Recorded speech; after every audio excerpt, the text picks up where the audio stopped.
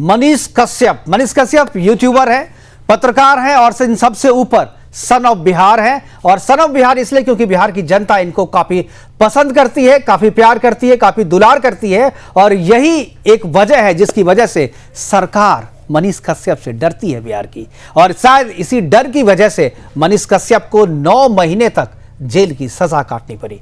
आरोप क्या था, वजह क्या थी, ये सब मनीष बताएंगे। मनीष, सबसे पहले बधाई, शुभकामनाएं, आप निकल गए हैं 9 महीने के बाद जेल से, आपको रिहाई मिली है। 3 दिन पहले हालांकि बेल आपका हो गया था, बावजूद इसके 3 दिन आपको सिस्टम के मकरजाल में फंसा के रखा गया, फिर आप 3 दिन के बाद आज बाहर आए। पर सबसे पहले तो बधाई, स्वागत है आपका। जरा हमारे दर्शकों को बताइए, हालांकि जानते हैं लेकिन मैं चाह रहा हूं कि आप अपनी जुबान से, अपने मुख से बताएं कि आपके साथ क्या हुआ था और क्या क्या ज्यादतियां आपने झेली है इन 9 महीनों में।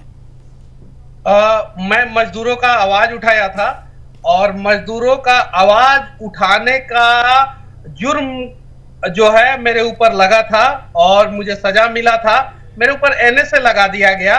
मैं बिहार के लोगों से सिर्फ इतना ही पूछना चाहता हूं कि अगर सरकार के नजर में, सिस्टम के नजर में, प्रशासन के नजर में मनीष कश्यप ने झूठ बोल के वीडियो बनाया, जैसा कि सरकार का आरोप है मेरे ऊपर, प्रशासन का आरोप है, तो बिहार को लूटने वाले, बिहार में पुल गिरा देने वाले, बिहार में सड़क का पैसा खा जाने वाले, बिहार में स्वास्थ्य विभाग का पैसा खा जाने वाले, बिहार में स्कूल का पैसा खा जाने वाले के ऊपर यूएपीए लगना चाहिए, पहला चीज। दूसरा चीज, आपने बताया 9 महीना बाद, 9 महीना बाद जो है माँ के कोख से एक नया जन्म होता है और मेरा जेल के अंदर से एक नया जन्म हुआ है। और श्री कृष्ण भी जेल के अंदर ही पैदा हुए थे और उन्होंने कंस का सर्वनाश कर दिया था। मैं भी जेल के अंदर 9 महीना रहा और नया जन्म हुआ है और मैं दावे के साथ कह सकता हूं कि जो भ्रष्टाचार रूपी कंस जो है बिहार में बैठे हुए हैं, उनका सर्वनाश मैं जरूर करूंगा।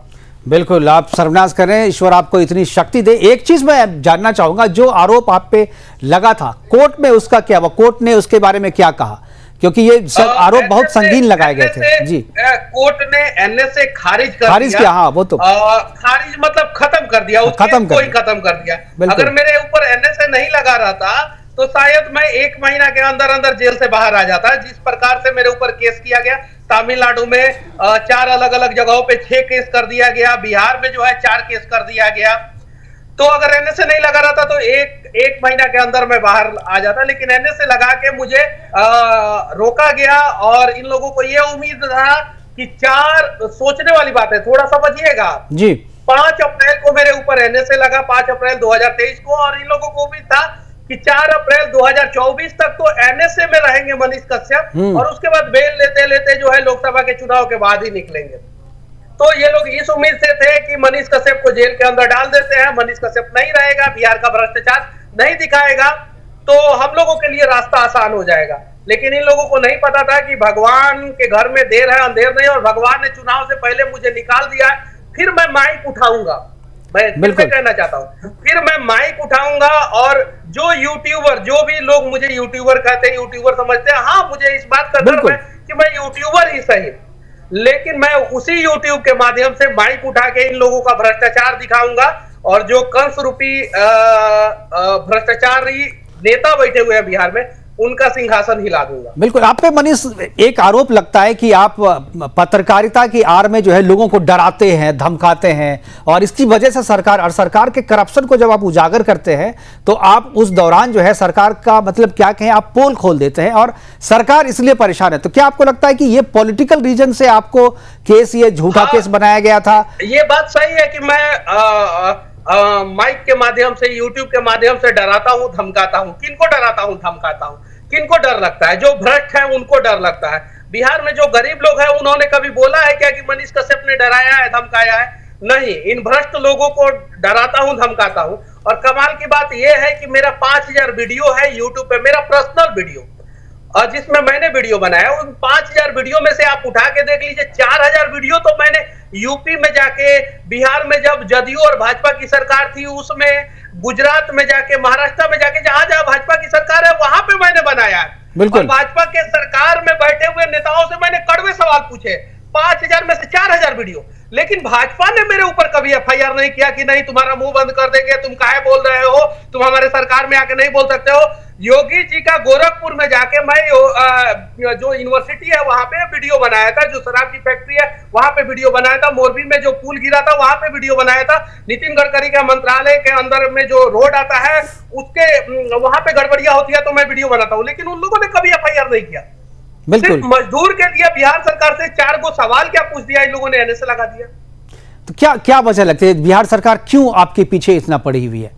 क्यों? क्योंकि बाकी जगह तो आप सिस्टम कुछ लोग विपक्ष में बैठे हुए हैं जो लोग कहते हैं कि सत्ता पक्ष जो है पत्रकारिता का गला दबा रहा है। मैं तो फिर से कहना चाहता हूं कि मेरा YouTube अभी भी सारा वीडियो है, आप जाके देखिए। 5000 में से 4000 वीडियो जो है नरेंद्र मोदी जी के सरकार से मैंने पूछा है, और उन लोगों ने कभी भी मेरा गला नहीं दबाया, उन लोगों ने कभी भी मुझे जेल में नहीं डाला। हाँ, पूछो मनीष, तुम सवाल पूछोगे हम उस चीज को सुधारेंगे। तुम सड़क पे वीडियो बनाओ, हम नया सड़क बनाएंगे। नितिन गडकरी से मैंने जितना सवाल पूछा, जितना सड़क के लिए, हाईवे के लिए वीडियो बनाया, सारा वो रोड बना बिहार में, सारा का सारा रोड बिल्कुल बना। बिल्कुल। और ये पत्रकारिता का काम है, पत्रकारों का ये काम है। लोगों से सवाल पूछ जी पत्रकारों का ये काम है, आप कमियां गिनाइए, कमियां दिखाइए और सरकार उसे दुरुस्त करे।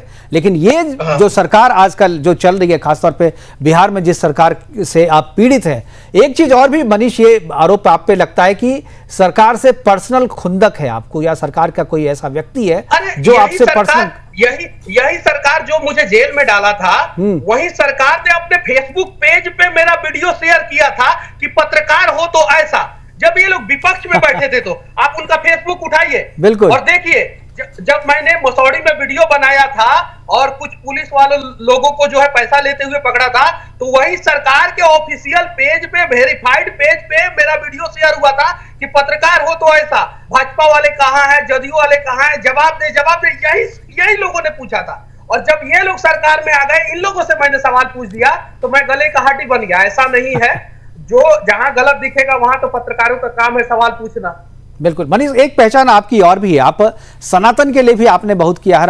मैंने आपके बहुत सारे वीडियोस, आपके फोटो और बाकी आपके स्टेटमेंट भी मैंने देखा है रिसर्च के दौरान। तो मैंने देखा कि आप सनातन के प्रति भी आपका गहरा लगाव है, और आपके ड्रेसेस हों या आपके स्टेटमेंट हो या आपके न्यूज़ हो, जो यूट्यूब के माध्यम से आपने उसके लिए भी काफ़ी प्रचार किया। पॉलिटिकल एजेंडा भी है आपका? पॉलिटिकल एजेंडा नहीं है, सनातन के ऊपर मैं आपको जवाब देना चाहता हूं। मैं सनातन धर्म में पैदा हुआ हूं और मुझे इस बात का गर्व है, और मैं गर्व के साथ ये बात कहता हूं, और सनातन विरोधियों को मेरा बात बुरा लग जाता है, इसलिए भी साजिश हुआ। मैं राष्ट्रवादी हूं, मेरे पिताजी आर्मी में, मेरे दादाजी, और मैं उस परिवार से हूं, मैं राष्ट्रवादी हूं। तो राष्ट्र विरोधियों को भी मेरा बात बुरा लग जाता है, सनातन विरोधियों को भी मेरा बात बुरा लग जाता है।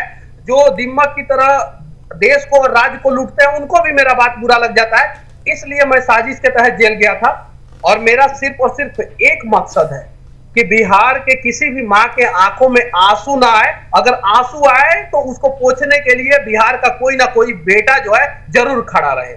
मनीष साहब, सन ऑफ बिहार के नाम से आपका यूट्यूब चैनल चलता है और आपका हैंडल भी सन ऑफ बिहार के नाम से है, और जिस तरीके से आप जेल से निकलने के बाद लोगों का जन समर्थन और जो विजुअल्स हमारे पास आए हैं, जो हमने देखा, काफ़ी अच्छा लोगों ने समर्थन किया। और आप जब जेल में थे उस दौरान भी लोगों ने आपको काफ़ी साथ दिया। तो क्या आप अभी जिस पोजीशन में हैं उस पोजीशन से अपनी पोजीशन चेंज करेंगे? क्या आप चुनाव लड़ेंगे 2024 में? क्योंकि जनता के लिए अगर आपको कुछ करना है, सही में सन ऑफ बिहार का फर्ज अगर आपको निभाना है, तो आपको पावर चाहिए, और पावर तो राजनीति से ही आती है। देखिए, मैं जमीन पे उतर के माइक के साथ अपना काम पहले करता था और आज भी करता रहूंगा। अटल बिहारी वाजपेयी का मैंने किताब पढ़ा जेल के अंदर, उनका जीवनी, और वो राष्ट्र धर्म एक पत्रिका आता था और पंचजन एक पत्रिका आता था, उसका वो मुख्य संपादक थे। आजाद भारत में जवाहरलाल नेहरू की सरकार थी। उन्होंने उस किताब में लिखा है, प्रधानमंत्री बनने के बाद उनका ये किताब प्रकाशित हुआ। एक प्रधानमंत्री ने अपने किताब में लिखा है कि सरकार के तरकस में इतना तीर है कि वो जब चाहे तब पत्रकार और पत्रकारिता का गला घोट सकता है, और वही हुआ मेरे साथ बिहार में, वही हुआ।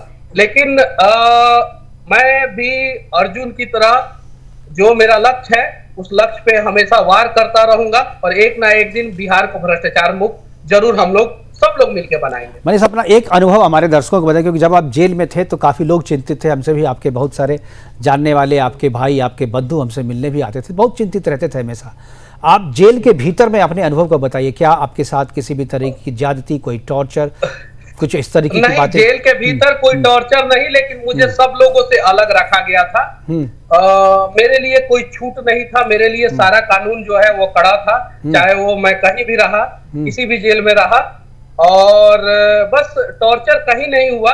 लेकिन मेरे लिए जो है वो हाई सिक्योरिटी सब कुछ था, अलग तरीके से था, तो मैं खुद परेशान हुआ, लेकिन उसे टॉर्चर नहीं बोलेंगे। बस इतना जरूर कहेंगे कि हमारे